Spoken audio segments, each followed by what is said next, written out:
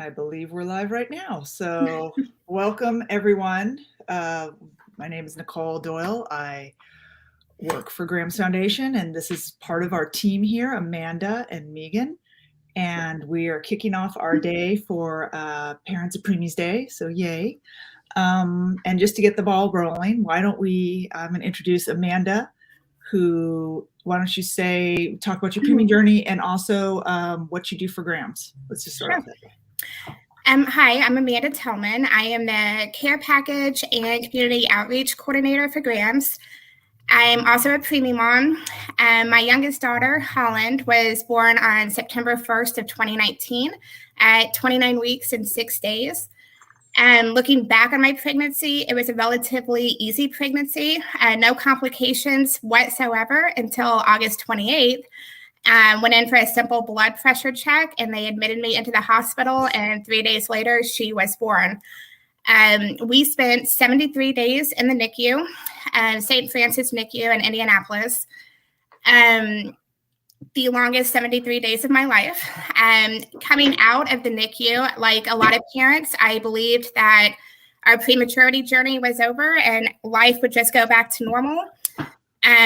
We were home with oxygen and a heart monitor, home for a couple of days, and she had a couple of episodes. And I just remember calling the after hours number at the hospital, trying to talk to the nurses that I had talked to for the previous 73 days. And I was told that they couldn't do anything for me because Holly was no longer a patient of theirs. That night was probably the scariest night of my life. Rushing her to another hospital to be checked out and sitting in the ER there for about 4.5 hours on my phone doing a Google search trying to find any answers that I could find, and stumbled across Graham's Foundation at that point. I did reach out and was actually introduced to Meegan, who I thought I was going to talk to for only a few minutes, and I think we spent over an hour on the phone sharing our prematurity journeys. And I decided at that moment that I wanted to figure out a way to give back to other parents that may be in the same situation as we were in. Started off volunteering for Graham's for about a year. I was a parent mentor, still am today. Did that and then started doing some fundraising efforts. And in November of 2021, I joined the team and just recently started taking over the care package piece of it, which is such a rewarding position to be in, to be able to write a personalized note to another parent to let them know that exactly what you are feeling right now is we've all been there. We all understand that, and to let them know that they are not alone. It's such a rewarding position to be in. Great. Well, and we're also very thrilled that you are part of the team. So thank you for being here. And now we'll turn it over to Meegan. Hi, everyone. So I am Meegan. I am the director of the Mentor program, and I'm also mum to my daughter Kenzie, who just turned 7 and was born at 28 weeks. She was born due to sudden onset HELLP syndrome. She was born in our local level 2 NICU, literally across the road from my street, and they were not prepared for her. So she was transported down to a level 3 NICU, just over an hour away. And I didn't get to meet her for the first 5 days as we were both sick in different hospitals. She was in the NICU for just over 2 months, and I would have to travel down and see her every day. And, during that time, I realized just how alone I was. So I, looked online, found Graham's Foundation. And then once we were home and I'd kind of settled about a year later, I reached out and became a mentor. I was a mentor for a few years. And then when our past director moved on to a different position, I took over as the director of the program. So I have a team of around 40-ish parents all around the US that have all had various NICU experiences, including loss. So they get training and they get to share their stories with other parents. So if a parent is in the NICU or transitioning home and needs support, they can reach out to us. They can request to be connected with a parent, and then we match them one-on-one with a parent to offer emotional support. Our parents are available via email, text, phone, video call, whatever works for you. We understand that most of you are in the NICU and we kind of need to meet you where you are, so we can do that. So if anyone is watching and has been there, is still there, and needs that support, please reach out to us. And if you have been there before and you would like to support parents, we are always looking to add to our mentor team. We have a few needs that we would like to fill soon for parents that, that we are supporting. We're always looking for parents that have dealt with loss, especially within multiples.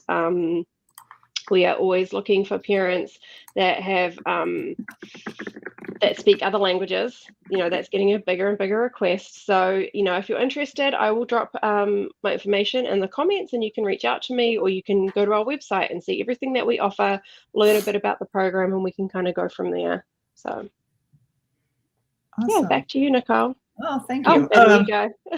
Sorry, I was trying to keep on it, but it takes a team to do all this. Again, my name's Nicole, and I am Graham's Foundation social media manager and content person. And I had twin micro-preemie boys at UCLA Santa Monica at 24 weeks, 6 days, not by choice. I guess placenta abruption is what caused it. And we spent over 5 months in the NICU, and I spent about a month in the hospital from complications. And so when I was finally allowed to join the NICU, pre-pandemic, so able to go there, I received a care package from Graham's from a friend who had also had a preemie a few years prior. And that care package was just, I guess, so meaningful to me. And just to know that even though there was a room full of parents in there as well, but you feel very isolated and alone because you're going through such a personal journey, regardless if there is another baby there that's 24 6 weeks or 30 weeks or whatever. And the support group at UCLA Santa Monica was great, but at the same time I did reach out for a preemie mentor, and actually Heather McInnes was mine, who used to run the preemie program, correct, Meegan? Mm-hmm. Yeah. And I still have her emails. Like I can't get rid of them. They're just like a part of a personal journey. So I was always very grateful for that. When I had the chance, I was able to volunteer for Graham's, and I was an ambassador for a while, helping out at the UCLA medical hospitals, sorry, not all of them, Santa Monica and the one in Westwood. And I also helped out with, getting care packages there and whatnot, and making sure other hospitals had care packages. And then our founder, Nicholas Hall, had reached out and asked if I was interested in helping coordinate the My Preemie app when we started getting that off the ground. I did that for a little while, and then I got asked to do social content, and here I am doing live streams. And it's been a lot of fun, and I really like our team. We have more people on our team as well, Jessica and Susan, and oh my God, am I missing anyone? That's it, right, for us? Help me. I think that's it. And it's Susan and Nicholas. Yeah. And so that's it's great. I love trying to connect people, making sure preemie parents get enough resources and they're supported. So yeah. And thank you both for being here to kick off Parents of Preemies Day. And it looks like we're already getting a couple. We can just show those but my overlay. Why don't we talk for another sec, and then I'll move on to the comments that are coming up. So I just put that out there, Amanda and Meegan. What did Parents of Preemies Day mean to you, or involvement, or any comments about it? It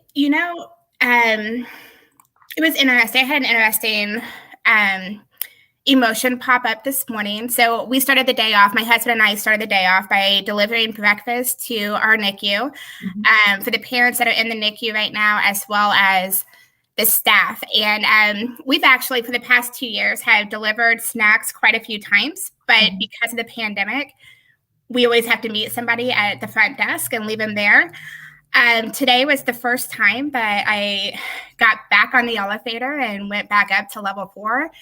And I tell you, like, opening up those doors and walking back out and waiting to walk through the double doors brought up a lot of emotion for me. And I think, I struggled pretty hardcore with postpartum. I think denial at first. I I was fine. If anybody asked me if I was okay, I was always fine. I didn't need any help, and we were going to be fine. Like my husband and I were fine. And the reality of it is that we had very different experiences through the NICU. I think each one of us was trying our best to be strong for the other person. We also had a 4-year-old daughter at home. So when we were home, life was perfect. Everything was fine. There was nothing to worry about. So I think that today, walking back through there, I realized how much we have grown in the past 2.5 years and how our family has grown. We have had to work through the trauma that not only I experienced. I mean, it was a near life or death experience for myself and for Holly, and dealing with that, and then working together and kind of understanding where we were each at. Today was kind of rewarding to walk back through there, knowing that we've kind of made it to this point. Still a lot of growth to happen, but something for us to be proud of, and to kind of look back and see that we were in the trenches, and we supported each other, and we reached out when we needed to reach out. We had an amazing support system and found the resources that we needed. And it's kind of a day to kind of take a deep breath and kind of celebrate kind of where we're at right now, and to look forward to where we're going to be growing here in the next couple of years. Great. Nice. Meegan? Well, we also started our morning by going off and visiting our local NICU. Ours was a little bit different because my daughter had just turned 7, and because we haven't been up to the NICU during the pandemic, all the nurses were just really excited to see her. They all came out, they wanted to see her, they wanted to celebrate her. I'm like, it's about parents today, people. But, they were really excited. They all came out, they sang happy birthday to her. It was really cute. But we dropped off the treats, and we also dropped off some books for the parents in the NICU to read to their babies. And it's my first introduction to Grams was on Parents to Preemies Day. Okay. There was a brunch in the family room at the NICU, and that was the first time I had heard about the support for other parents and kind of that celebration of the parent. Because when you are in the NICU, it really is all about the baby, and you kind of become this forgotten thing, and your feelings and your emotions are kind of put to the side to then come out and get you when you're not ready for them. So it's great to have this day to really celebrate the parents, and whether they're still in the NICU, that we're there for them, or whether they're home, how amazing that they are, what they've been through, as well as our babies. But take a day to recognize how amazing our parents are as well. So it was a great morning. That's great. Nice. I wish I could do the same at UCLA, but I no longer live in Southern California. So but that's great. You guys were able to do that. And I hope other people out there were able to do that as well. And we have some comments that I'd like to share. Just give me 1 second. It's called Fiddling with... We do have mentors all around the country today, and other volunteers taking things into their NICU. So hopefully over the next few days, Nicole will have some photos to share of everyone dropping their treats off, and so that would be great just to see it. Let's see. So let's start with, it looks like Amira sent us. Love to hear the amazing story of strength and survival. Thank you. And we can also point out Amiris was featured in our last Teenies for Preemies. Yep. Yeah, and it was great for her to share her story of her family and everything. That was lovely. I will pass the one of my mother telling me I do a good job, but thank you, Mom. I had a giggle at that one. I know. I was like, thanks, Mom. And it's Naomi Hort's her first mother. It will be a first Mother's Day with her preemie. Oh, that's great. Yeah, so glad you're home. That's wonderful. Yeah, that's so great. I spent my first Mother's Day in the NICU. What about you two? Same. Fortunately, we didn't spend any major holidays. Okay. Yeah. I think we hit them all, because they were born in November. So Thanksgiving, Christmas, New Year's, whatever. Everything up until, I think one of them came home on Cinco de Mayo. And then the other one, God, it's kind of spacey now. I don't remember. It's been a while. My twins are 10 now. So it's been a little bit. And let's see. Actually, Mother's Day was the first day that my daughter ever wore clothes. Ooh. Yep. That was the nurse's surprise for me when we got to the NICU on Mother's Day was that she was wearing clothes. Oh. I took them off again after that. She didn't wear them for a few more weeks. But that was how they decided to like give me a present. Was, you know. I love that. It's funny how milestones change a little bit when you have preemies in the NICU. Yeah. It's just the little things. And then Amira said she spent Halloween and almost Valentine's Day. It is hard. I agree. Let's see. Oh, we have one more from her. And then every morning journal that is helpful. And then there was a note from our question. I guess we can answer. Sorry, as I scroll and drag this out. Nicholas, our founder, but do you remember your first Mother's Day? How was that experience? Any different than what you expected? And also people can comment, write their experiences in the comments as well. We're happy to share.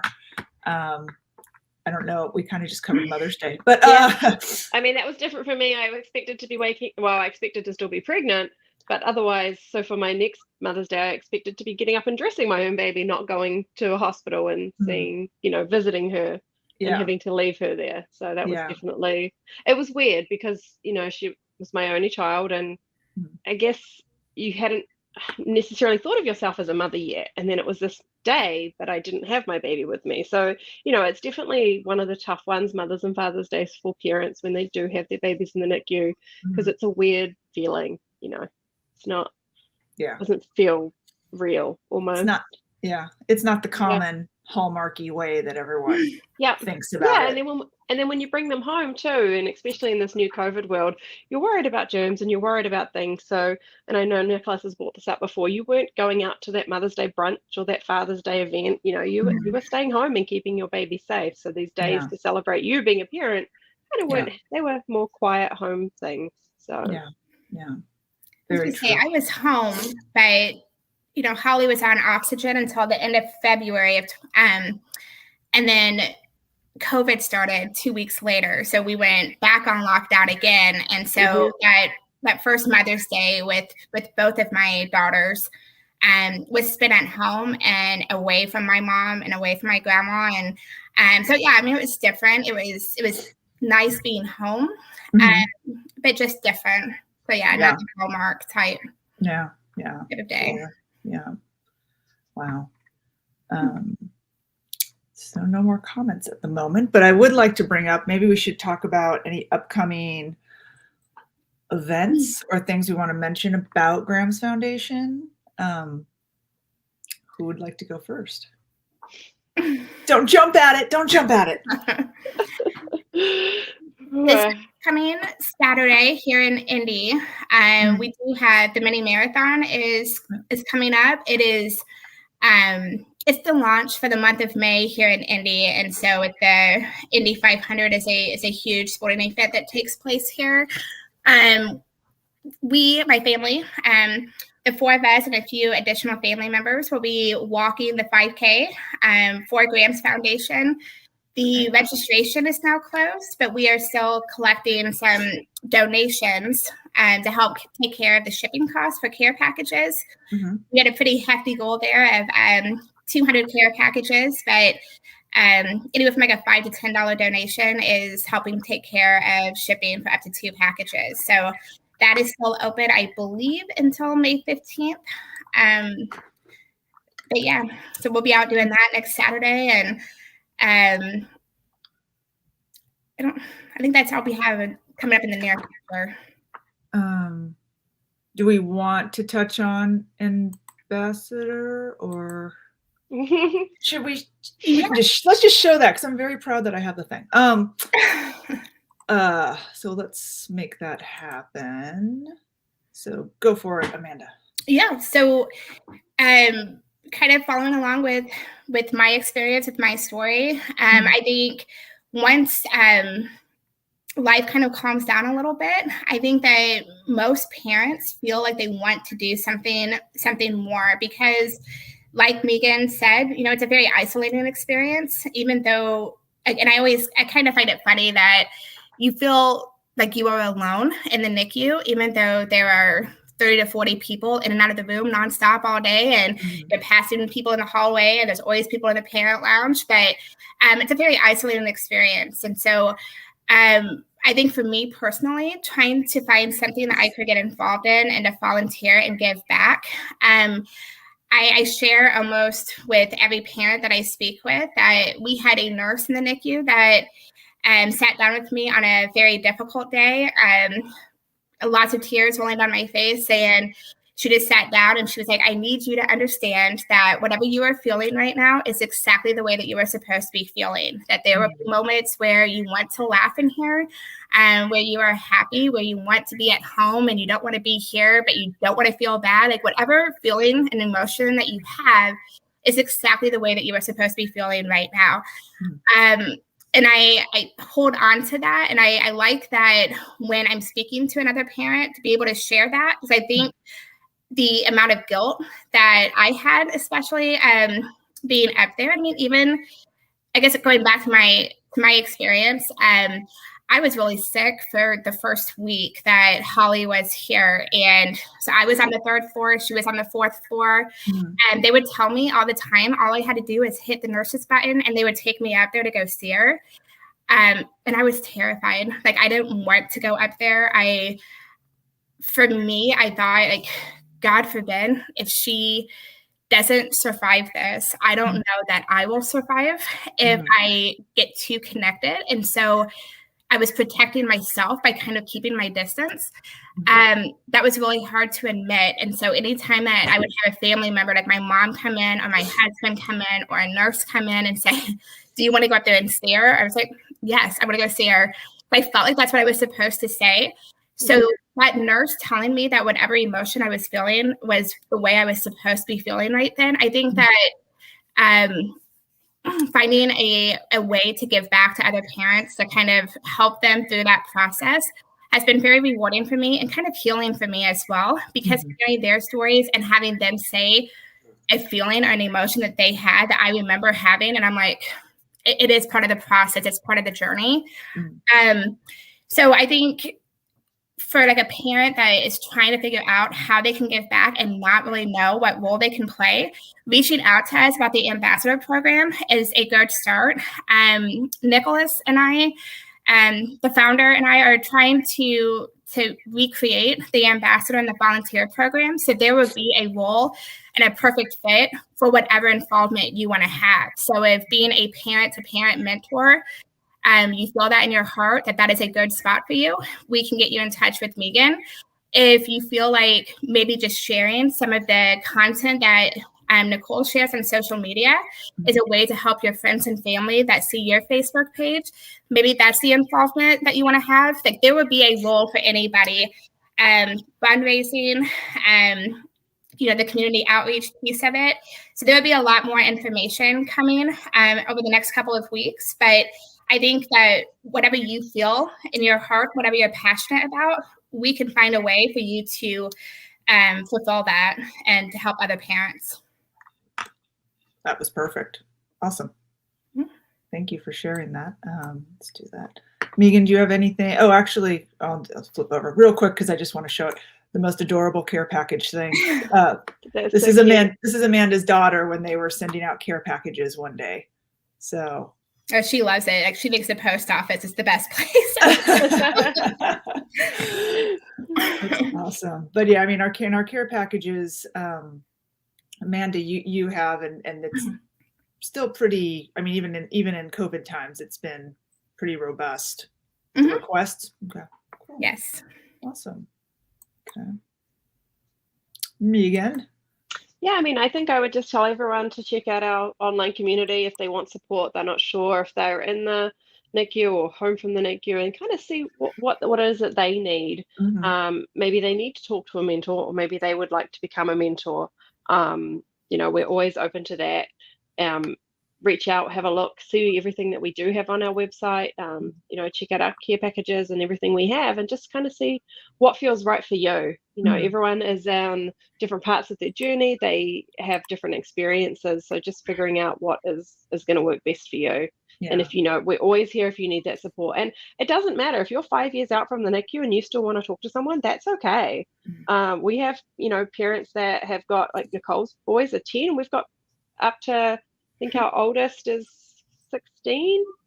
Eliza, 16. I think so. We have the whole spectrum of parents that have been through everything and then moving on to school and things like that. So if you need that support, definitely reach out to us, and if we can't figure it out, we'll find it for you. So exactly. That is one thing I do appreciate about Grams is we know sometimes maybe we're not the right fit. So we try to find the right fit for you to help. Yeah. We have great partnerships with the NICU Parent Network, which is a whole lot of other NICU nonprofit organizations that if we don't have it, they may have it. And then the mentor program also has an amazing partnership with Parent to Parent USA, and they support parents of children with disabilities up to age 21. So if there's something that we don't have or it moves out of the realm of prematurity, we can help find that and support you in that journey. Perfect. Awesome. Great. Guess we should do the last minute plugs. As you can all tell, we're all wearing Grams Foundation swag. We do have a bonfire thing where you can buy t-shirts, sweatshirts, though this one is vintage, so I don't know if we don't make this one anymore, but we do have some great t-shirts that were designed by our graphic designer. They're gorgeous. We have onesies, Meegan, we have mugs, we pretty much have the gamut of if you want something that you can go onto our bonfire account, which I did not. I'm slowly getting there. Okay. Slowly. Yeah, we have some really great designs, and of course I think of this after I don't have the slide ready up, but there's some great ones. But I think the most popular one is the one that Meegan has on, which is you never know how strong you are until being strong is your only choice. We also have Preemie. What are you wearing? Preemie Mama. There's Preemie Daddy. There's and my daughter wore the Preemie America with the rainbow up to the NICU this morning. Oh, cool. And there's the one that has all the words that define a preemie. We've got some great stuff. I mean, I'm biased, but I think we have some great stuff. Yeah, and they're great t-shirts. And it's a really good conversation starter as well. Sometimes, especially I find when you're flying or in the supermarket, and especially this one, it really resonates with a lot of people, and it may not be prematurity, but it often starts a conversation, or they may know someone, or it gets it started. So I did just drop the link in the chat. So thank you. Check them out. Awesome. I mean, they're great. It's a great way to help. The profits that we get from that do go straight back into our programs and helping our parents. Yeah, no, completely. And then I guess the last little thing I'll add is since this Parents Preemie is sponsored by Pampers. Pampers also has, I don't know if people out there are buying the diapers and the wipes and everything, and there's the Pampers points, and you can earn those to get things for your children. There's toys, there's books, there's other things. But if you're just like, I don't need any of this, and you have all these points, you can donate them directly to Grams, and those points turn into dollars that in turn go towards our care package program, which is a really great thing. And it doesn't even have to be a lot. You have like 10 leftover points, you can donate them to us. You can even find us on the thing. It does have our old tagline on there. I can't change that, but it is another great way. And we're very thankful that Pampers has us on there. It's pretty much us and maybe 2 other places. So if you do have the extra points, consider donating them to Grams Foundation. We have some more comments. Let's see. Meegan, that's one of my favorite. I get the t-shirt. Oh yeah, because she has the t-shirt you're wearing. Yeah, I love that. I love this t-shirt. Yeah. I have a couple of different ones, but this is definitely the one I tend to wear a lot more. Yeah. Yeah, no, it's a good one. So yeah. Does anyone have any more? Oh, thank you, Naomi. Naomi said, awesome. We greatly appreciate that. Like it's a great thing. And again, thank you, Pampers, for that.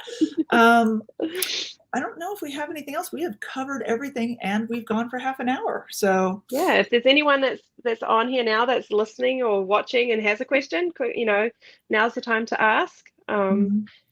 And also, those of you that have been in the NICU, if you did receive a care package and you use those milestone cards, we would love to see those photos. They make us happy. Seeing those adorable milestone cards with your adorable babies, they make our day. So definitely share those with us.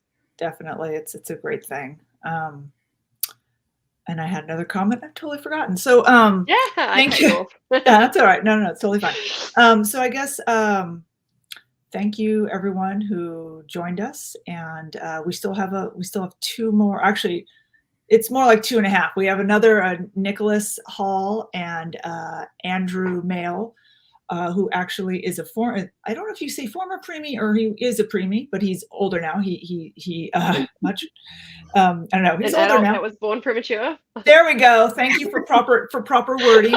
Sure. Nicholas will be talking with Andrew Mail, who not only former preemie, who's now an adult, and a book author of Go Preemies, which is a great book, which I have nothing up for that, but and he's now a new board member of Graham's Foundation. Nicholas and Andrew are going to have a chat, just sort of think the history of how things progressed in I guess prematurity and NICUs, and just sort of their, it's a live chat, so we'll yeah there, and that's at 2:00. Yes, 2:00 Eastern time, 11:00 Pacific Standard Time, and then at 5:00 Eastern Time, 2:00. Sorry, people.